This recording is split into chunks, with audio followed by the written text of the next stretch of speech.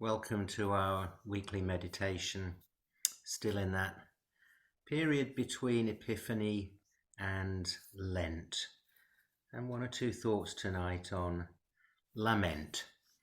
And the picture on the screen is a tragic one from the earthquake in Syria, Turkey. I'm going to do a little bit of work, as usual, with breathing, and I was struck. I read something to cheer me up called Positive News, and a person there called Stuart Sandeman, who was a successful coach and gymnast and various things.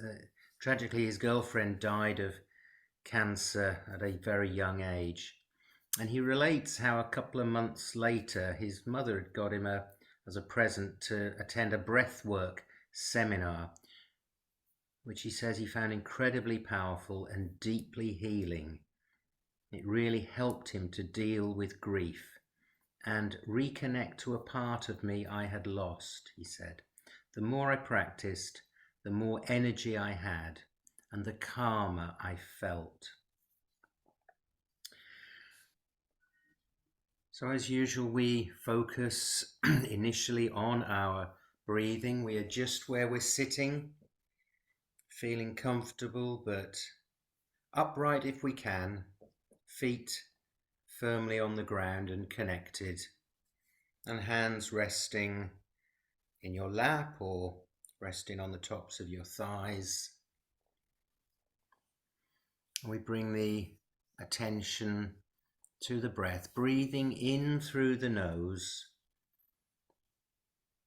and out through the mouth. Because the way we breathe affects the physical body. It can affect our mental and emotional state. And how you feel can affect your breathing. When we're anxious, we breathe more quickly. But this works the other way round, because by controlling the breath, we can therefore have some control over other parts of our body. So with the attention on the breath, consciously take slower and deeper breaths. It sounds a very simple thing to say, but be conscious that you are breathing, that this is an in-breath. And then through the mouth, this is an out-breath.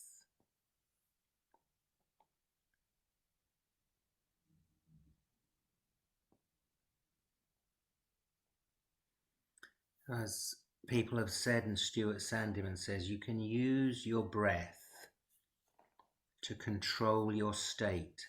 So if you need to turn stress into calm, you can use your breath. If you need to turn fatigue to energy, you can use your breath.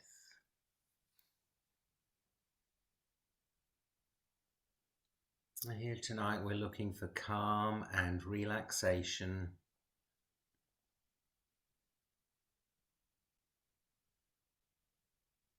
So we notice that we're breathing in through the nose and out through the mouth. And it's the diaphragm which is the main muscle involved here. And so although we know we're breathing into the lungs, what we notice is it's the belly that rises and expands. And so you might put your hand there and notice the feeling with the in-breath, the rise of the belly, and then the gentle fall on the out-breath. Or if you want to glance down and physically see the expansion, the rise, and the fall.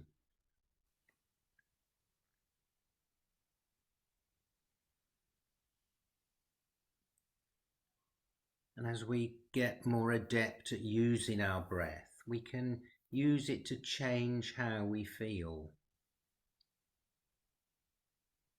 We can use our breathing to teach our body that we can let go.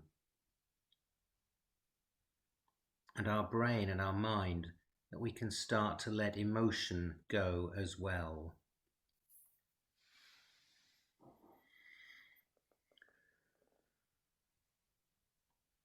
So breathing in through the nose,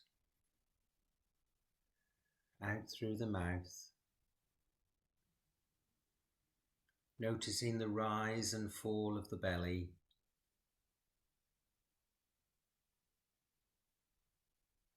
I wonder if there's anything else you notice that you associate with your breathing.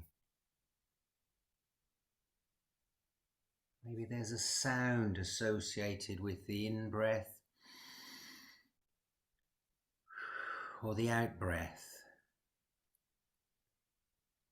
Maybe you pick up on the movement of the air.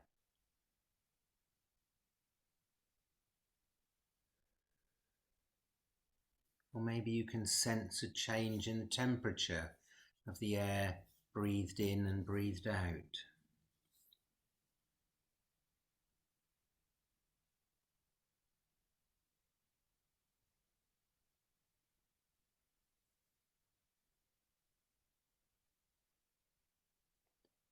Many practitioners of breathing recommend counting to 4 on the in-breath, holding for 4, and then counting 4 on the out-breath. So in, 2, 3, 4, hold, 2, 3, 4, and out, 2, 3, 4.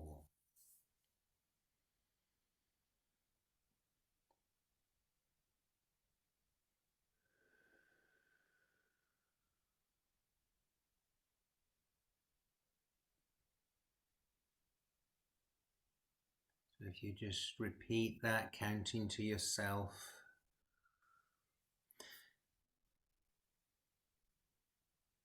the counting allows you to focus specifically on that task and you're not distracted. But the physiology that goes with it is also of health benefit.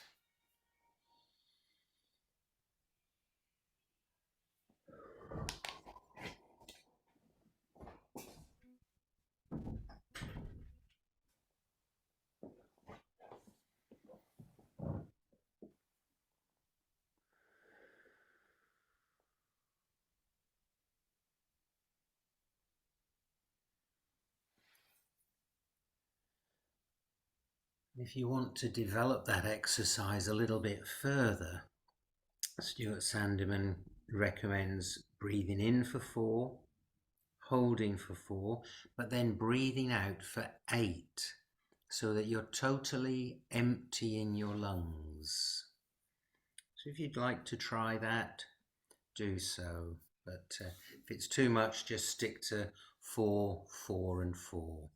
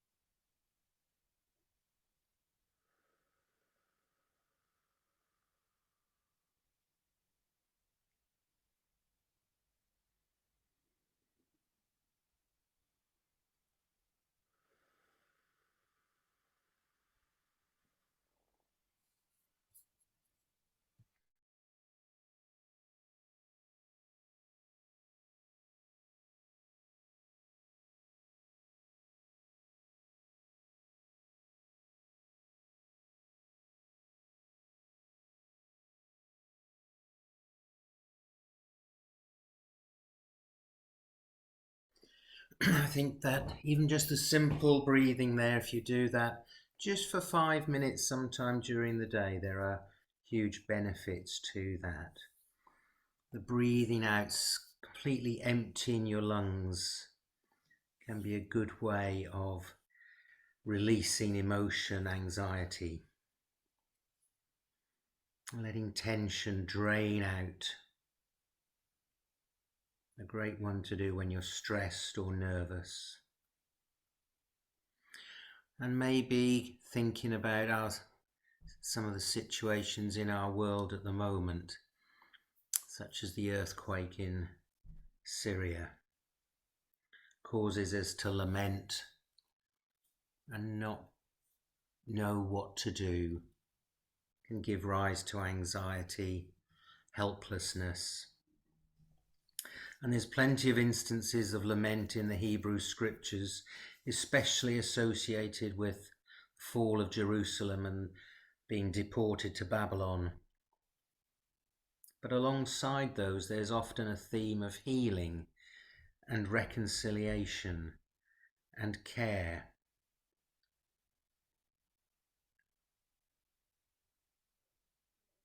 And we've probably found that too going through the COVID pandemic. And with all people at all times in such crises, I think the ancient Greek plea for help, Kyrie Eleison, Lord, have mercy. Kyrie Eleison, Lord, have mercy. And some thoughts for Turkey and Syria tonight, considering this deep lament rising from a broken planet in which tectonic plates sometimes shift so that buildings fall and people die. We allow ourselves to feel the pain as bodies are lifted from the rubble and mothers and fathers weep in sorrow. And we invite the Divine Spirit to help us in our weakness, because we do not know what to pray. Maybe connect those words, Kyrie Eleison, with the breath. Kyrie on the in-breath, Eleison on the out-breath. God of Shalom, in the chaos of this crisis, we cry out for connections and a spirit of cooperation instead of competition between NGOs and suppliers and churches and other agencies for the sake of those who are suffering. Kyrie Eleison. Because it's all too easy to numb ourselves against the suffering of faraway places like Turkey and Syria, and even to ignore the pain of the people we meet around us.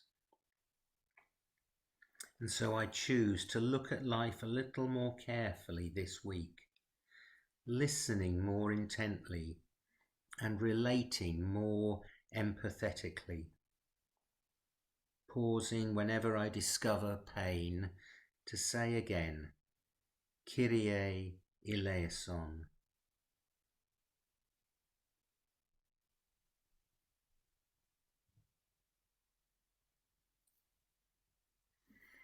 And just as we have helpful words and guidance from those who study the breath and its effects, so as we study our own meditation and think of different parts of ourself that we bring to this,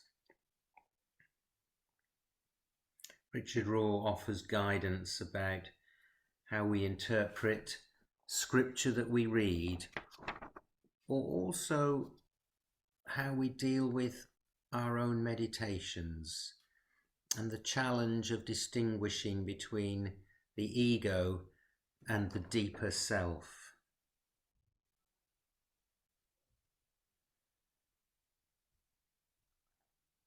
the need to de-center our ego so that we don't want to just make the text say what we want or need it to say.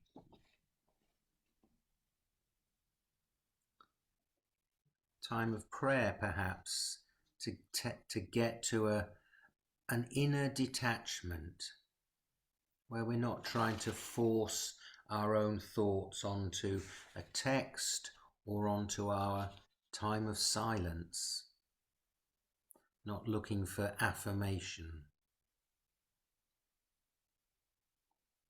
Moving to a position of detachment from our own will and its goals, needs and desires. I like the idea of becoming your own observer. Advice that I give to myself too.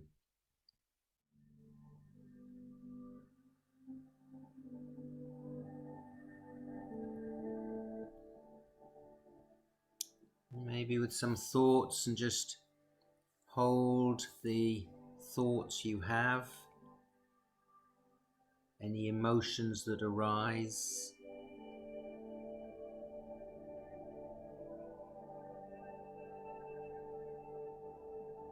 Becoming your own observer.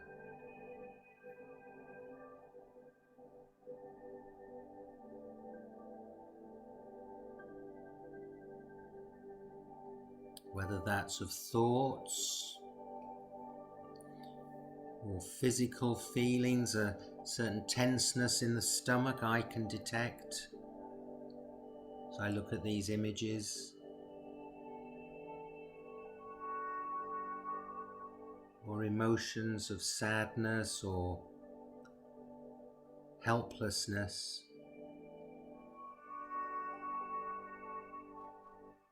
Just notice what you're feeling, what you're thinking.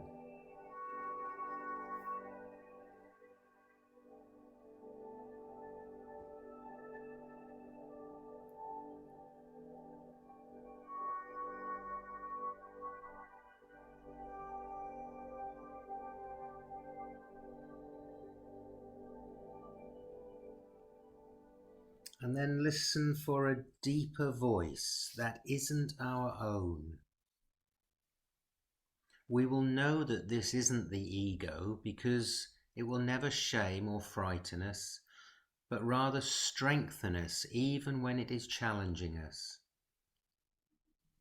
If it is the voice of the divine, it will take away our illusions and our violence completely and naturally.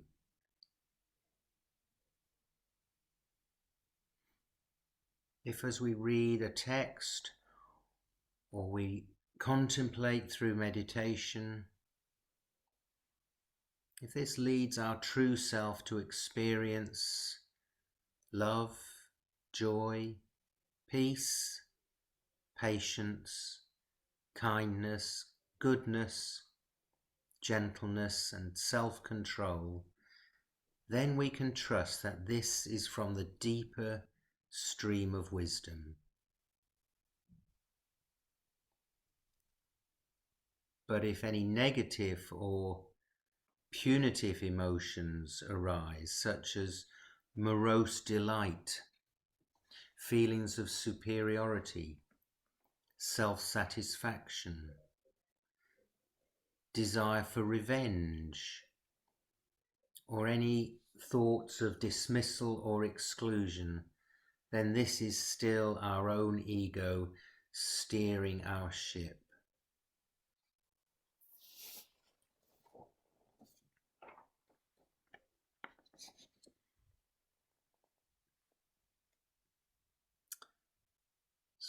Moving, coupling those thoughts with some more poetry. This is a modern poet, Godfrey Rust, on peace.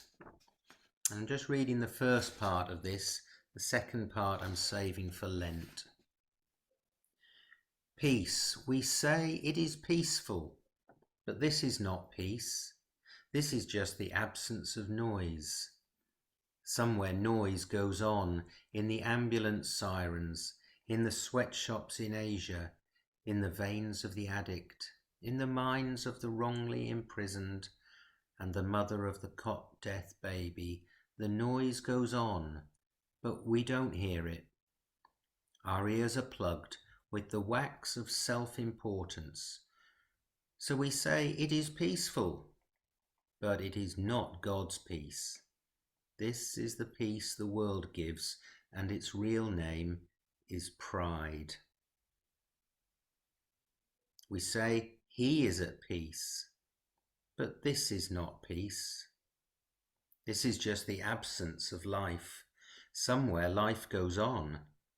In the house he never owned, in the job he almost finished, in the children he meant to talk to, in the wife he failed to love, in the father he couldn't remember, and the mother he wouldn't forgive. Life goes on, but he doesn't live it. So we say he is at peace, but it is not God's peace. This is the peace the world gives, and its real name is death. We say we live at peace, but this is not peace. This is just the absence of war. Somewhere war goes on, in parts of America, across much of Africa, in the Middle East, and the darkest states of London. The war goes on, but we don't see it. We have turned our eyes away because it won't happen here. So we say we live at peace, but it is not God's peace. This is the peace the world gives, and its real name is indifference.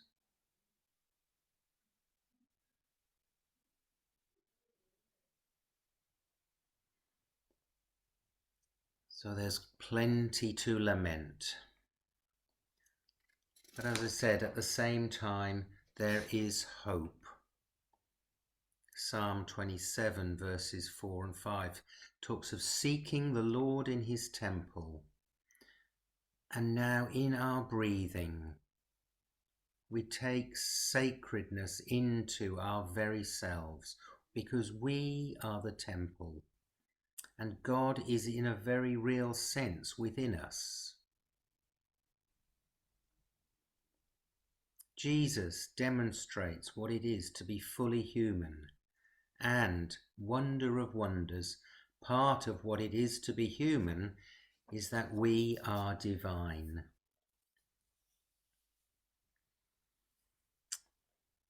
So we move to our longer period of silence, perhaps using some of what we've heard so far, using the breath, using Kyrie Eleison, observing ourselves with compassion and gentleness, knowing that we are the temple and that God is in us.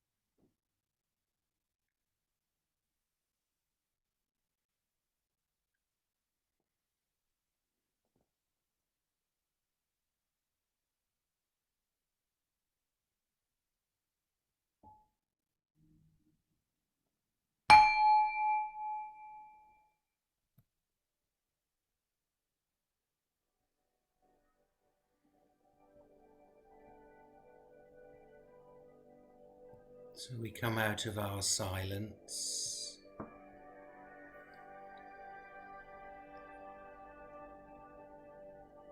bringing any thoughts back into into the room where we are. Maybe stretching a little, flexing muscles, gently opening our eyes perhaps.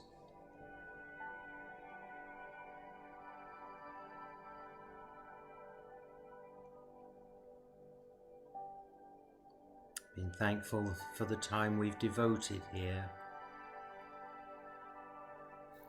And some closing words, another poem from Godfrey Rust.